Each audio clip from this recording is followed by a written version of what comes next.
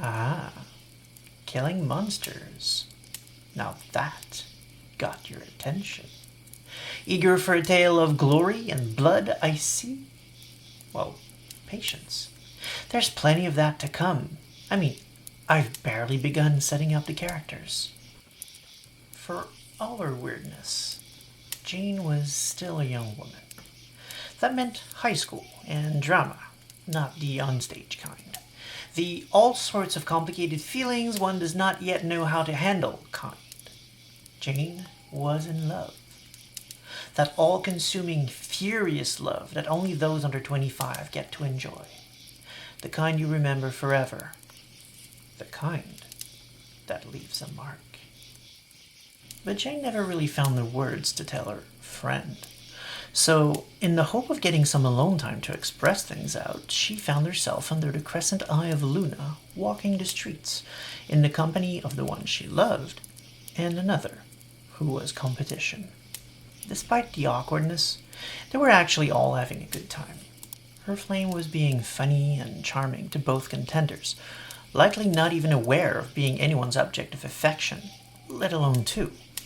Tonight wasn't going to be the night, and if Jane was being honest, her adversary had the lead.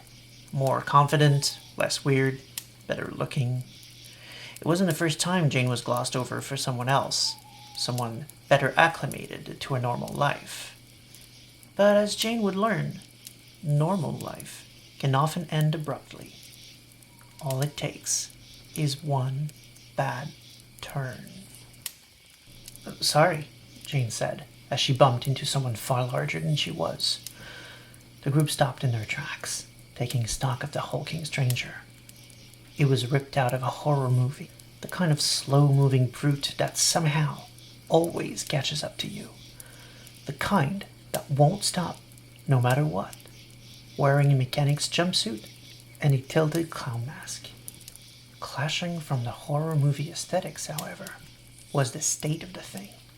Beneath the clown mask, it was clearly disfigured. Gouging slashes streaked each side of the face. At least, the worst of the damage there was concealed. Not so the mangled arm, somehow holding a meat cleaver. Almost like it was chewed by a large bear. Yet, despite all that, the person stood, quite alive, with murderous intent clear on all of its features. Something instinctive inside of Jane told her that this wasn't a bad joke. This was a fight for her life and those of her friends. She would not let this monster harm them. They were hers. How dare this creature threaten them? Rage took over her. She stopped registering anything after that. She remembers screams, not the high-pitched scream queens you hear on TV. The real kind. Pure, unrestrained terror so strong that your vocal cords never quite sound the same again after that. That's all she remembered when she came back to her senses. Naked, shivering, wet with half-dried blood. Her heart was racing, yet she was more exhausted than she had ever been in her life. Her entire body was an agony of aching muscles. She had no idea where she was or how she got there.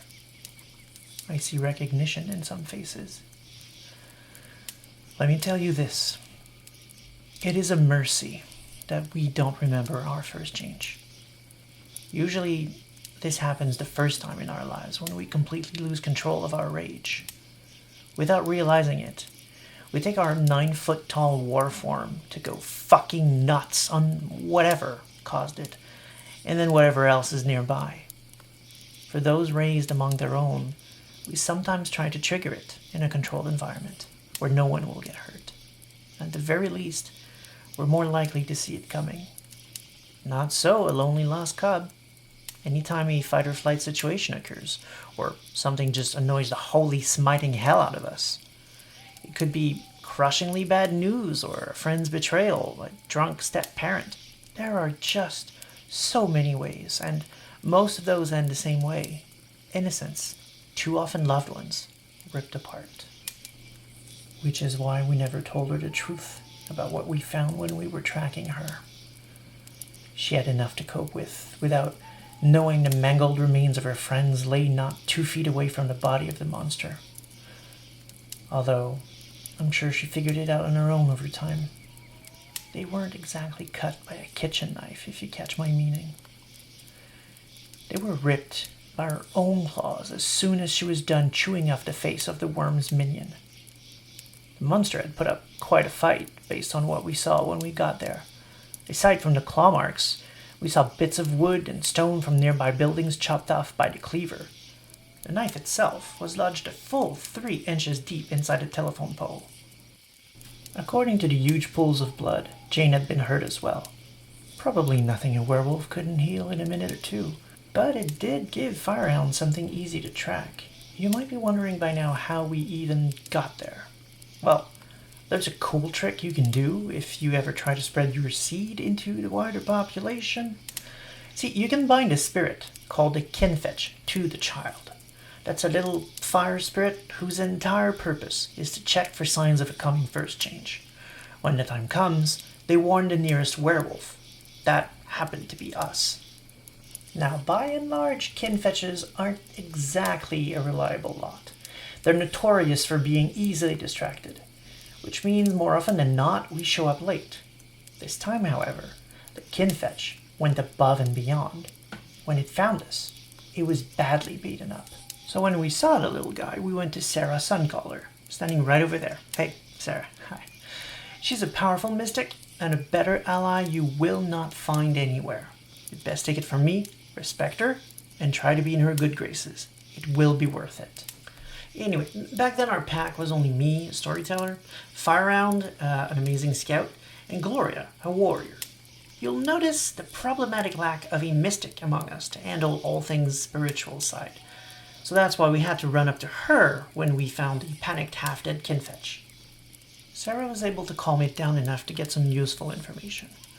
The little dude's name is Bagor, and he still hangs around here sometimes. He told us about a bunch of evil spirits that had jumped him. He described them as large insectoids, about the size of a car, their jaws dripping poison, and their carapace covered in razors, needles, scalpels, and all manners of painful stabby things. He had to leave his charge, or he would have been destroyed. In her wisdom, Sarah recognized such spirits. "These are vile things," she said, "particularly fond of brutal, senseless violence for its own sake. They are attracted to individuals leaning towards murderous tendencies. If they find a suitable human host, a killing spree is more than guaranteed. You must go. Now. The cub is in serious danger." When we got to the scene, we split into 2 teams. Firehound and I would track down Jane, him for his nose, and me to handle the talking.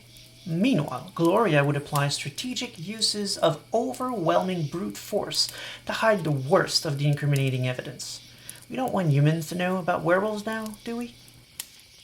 We found our mark confused, alone inside of a relatively isolated construction site. It was closed for the night, so no one would have seen Jane coming in, though they may have heard a wild animal at some point on the way. It only takes one person to call it in, so we figured we didn't have much time. She saw us before we saw her, running to hide behind a large crate. Before I could stop him, Firehound leaped in after her in wolf form. Like a good wolf on a hunt, he snarled and growled, driving her way back out in the open towards me. I remember I said something stupid. I don't remember exactly what. It was a half-formed sentence, devoid of real substance. I mean, what the hell do you even tell a kid, scared out of her mind, lost in an unfamiliar part of her town, covered in blood? So I just switched gears. I abandoned trying to talk and focused on her needs, making her feel safer. There was a big blanket under a set of heavy pipes, surely there to protect them from the elements or something of the sort. Our needs were more urgent. I pushed a whole lot on the floor and covered her up with a blue tarp. Who are you?" she asked, clutching at the fabric like life itself. "Listen, we don't have a lot of time, young lady. Let's just get you washed up in that puddle over there, and I'll answer all of your questions when we're safe. All of our attention was fixed on a huge white wolf watching the scene.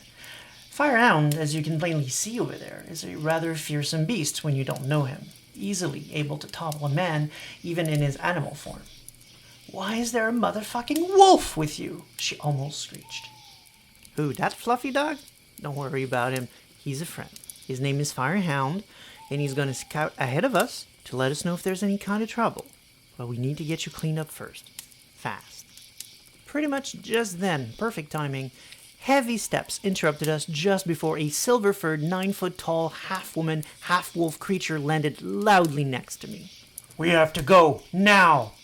We have black spiral dancers on our tail."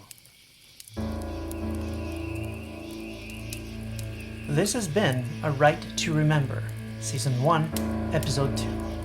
A series of lore videos for Werewolf the Apocalypse, as it was prior to the upcoming 5th edition, presented through an ongoing narrative for an immersive perspective.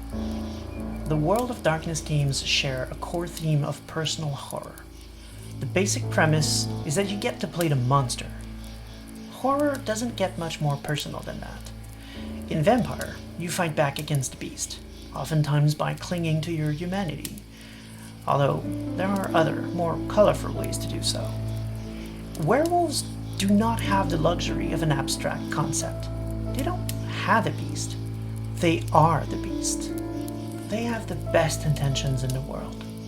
What they do out of love for the world, for Gaia, for their families, for the future generations. But those are contrasted by a seething anger threatening to take over at all times, and a pride that is honestly just as dangerous. They strive to be the heroes they claim to be, and for the most part they are. They really do fight, bleed, and die every day against an implacable force seeking to destroy everything. But they have done terrible things in the past, whether willingly or in the throes of frenzy, when rage takes over the driving seat.